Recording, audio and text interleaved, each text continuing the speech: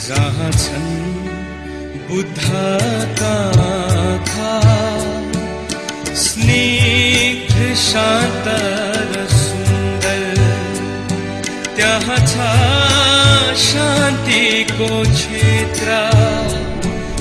मेरो राष्ट्र मनोहर, प्राण भन्दा प्यारो लाग्छ। मेरो देश कता कता छल्किन्छ ममता मेरो, भावगङ्गा जता तता।